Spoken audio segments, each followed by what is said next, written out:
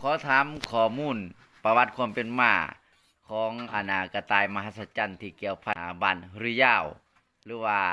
เกี่ยวกับขา300,000สมัยนั้นที่ถูกศัตรูมาหุกหานบ้านเมืองเฮาแต่คราวก่อนนั้นอยากให้ทางร้านมุขวัญเล่าให้ฟังจักเล็กจักน้อยแด่เนาะอ้าวตะกี้แต่ก่อน แต่กี้แต่ก่อนหั่นศัตรูหั่นมาบุกมาทำลายมาอยากเอาญาติเอาวัตถุอยากเอาญาติเอาดินดอนตอนหญ้าเขตแดนหั่นแหละตีนผูตีนผ้าหั่นแหละมันอยากยกย้ายมาแต่ประเทศมันเอง มันมาบุกมาตีใส่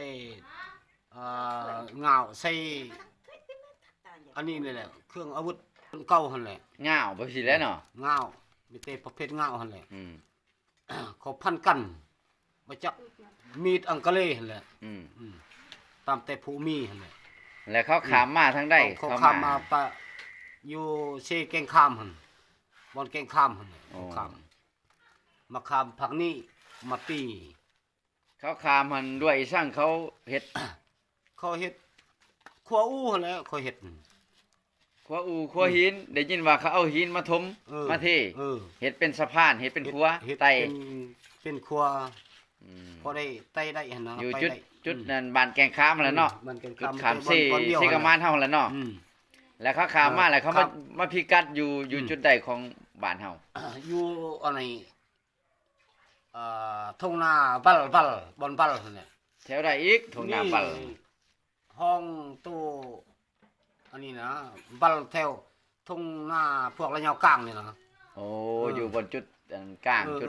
เสียวละบัลหุลเป็นป่วยแรงงานปนวด มอกับปลาพิภาษาอันติ เออ แถวหน้ากุ้ยบ่ กุยบัลนั่นแหละ เออ เกี่ยวเลย เขาหัน เออ พักพร ก็ เป็น พัก แคมป์ ผ่ ของเขาอยู่หัน ก็พักผ่อนนี่เอิ้นพวกระยาว300,000มาพวกศัตรูเอิ้นระยาว300,000มาวันนี้ระยาว300,000มาปั๊บเลยมันฮู้จักเลยพวกศัตรูมาบุกมาตีหั่นมาสิฆ่าหมดหั่น อ่า ระยาว300,000ว่าให้เรือจักคนตามเขาว่า อ่า มาหมดถือเหงาถือมีดพอไผพอมัน อืม ระยาว300,000นี่มีแต่300,000หั่นแหละ อ่า 300,000คนหั่นแห มี ละ แต่300,000คน บาดศัตรูหันมันเป็นล้านแหละ อ่า มันจนเป็น7-8แถวเรียงแถวเลย โอ้แบบทหารหั่นแหละแบบในหนังนั่นเนาะ เป็นแถว มันก็กล้าเกี่ยงข้างแน่ หันน้อยคนมันบ่หลายมีแต่300,000คน ได้ยินว่าเพิ่นพ่นมีดพ่นผ้าอยู่บนหินหั่น อืม ข้างปลาพิภาษาทงหน้ากุ้ยฮะ บนหน้าอันนั้นหั่นแหละหน้าทะหุลหั่นแหละ อ่า ทะหุลระยะกลางเลยเขาพ่นพระมีหินบ่ ปัจจุบันนี่ยังอยู่หันติ ยัง สัญลักษณ์อันบน เดี๋ยวนี้จักสิแม่นดินทุ่มยังแหละ บนเขาพ่นมีดพ่นผ้าเนาะ บัดนี้พันกันหันมีแต่เกี่ยม1 2 3เลยแหละระยะ300,000หันกับศัตรูหันผักนี้ผักตะเวนออกเบื้องนี้ อ่า เรียนแถวเลย7-8แถวพุ่น อ่า บัดระยะ300,000มีแต่3แถวน้อยคน 300,000มีแต่3แถว มีสิ แถวละแสน แถวละแสน โอ้วัดเขาหันกว่านั่นอีก บุกกันตีกัน เป็นล้านนี่ เขาเป็นหลานวันนี้จะได้ตีกันจะได้ไพ่ชนะไพ่แพ้ ตีกั บั น ดนี้ หันผู้ดีโตกระต่ายหันมันทำกบ ถามกบ ทำกบ กบใหญ่สำหรับนั่นจะต้องมาถามกันได้ จังว่าเลยกบสิเป็นซ้ำกบธรรมชาตินี่แหละ โอ้ สำนั้นนี่แหละ กระต่ายถามว่าเนี่ยได้ กระต่ายหันทามกบหันกบกระบอก ว่า มีศัตรูมา โอ้ มีศัตรูมาบุกมาฆ่าระยาว300,000 เออ จังซั่นเจ้าบ่เจ้าเกี่ยมเด้อจังซั่นกบหันว่า อ่า มันเว้ากับ mưa กระต่าย em mà mưa có dâu mà mưa ผู้ดีภาพลมพลตกมื้อนั้นหันจนมืดจนมัวแล้วบ่ได้เห็นคน อ่า มันเกิดเป็นขี้ไงแล้วเขาหูเขาตาบ่เห็นหุงซ้ํ อ่ามันมืดมั่วๆแบบหมอกเว้นหุงแล้วแบบเมฆหลุดแล้ว ไปจักฝนตกไปจักลมกลัวมันแห้ง ต่อสู้กัน บัดนี้กบหันมันบอกกระต่ายในนั้นบัดกระต่ายหันเมื่อบอกระยะ300,000ว่า มีเหตุการณ์ มีเหตุการณ์เขาสิมาบุกมาแต่พุ่นเขาสิมาบุกระยะ300,000เด้อมื้อนี้เด้อมื้อแรงเด้อตอนค่ำๆเพิ่นว่า ก็กบหันบอกในนั้นกระต่ายหันมือบอก วันนี้จะได้เพิ่นเกี่ยมตัวจะได้อีกกระต่ายฮะ เลยระยะ3แสนหันห้วยมาบุกอีหลีบ่สิมาฆ่ามาบุกอีหลีบ่จังซั่นแล้วเพิ่นว่ามื้อนี้แล้วเพิ่นคำสั่งว่าสิมาบุกระยะ3แสนระยะตีนผู้3แสนเพิ่นสิฆ่าหมดทุกคนบ่ให้เหลือบ่ให้หยังเพิ่นว่าพวกศัตรูเลยศัตรูหันเกี่ยมคนหมดบ้านคน3แสนคนหั่นเกี่ยมลงแต่บ้านหั่นแต่ผู้หั่นเกี่ยมรอท่าอยู่หั่นแล้วพวกศัตรูหั่นมาเป็นแถวเลยเรียนแถวอยู่หั่นพวก3แสนหั่นปั๊บ3แสนมาตามหลังมื้อนี้เรียนแถวพอไผพอมันแถวระยะ3แสนเบื้องนี้พวกศัตรูเบื้องนั้นเบื้องตะวันออก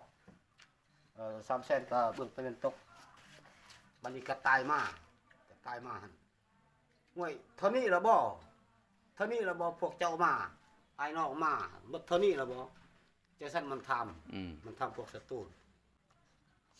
สิฆ่ากันอีหลีตีกันอีหลีบ่มื้อนี้จะตายหั่นว่า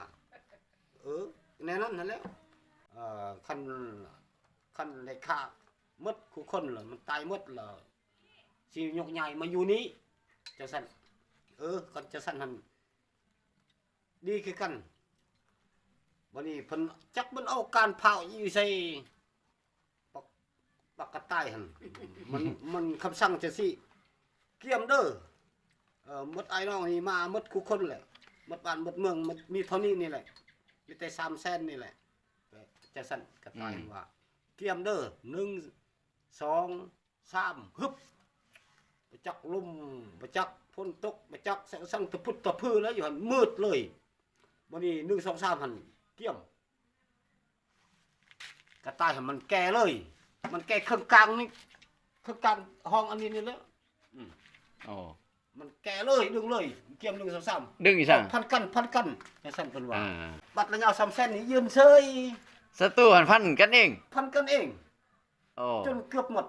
เกือบหมด อันเลือดทันมันไล่สะทั่วกลางนาเท่านั้นเกือบเต็ม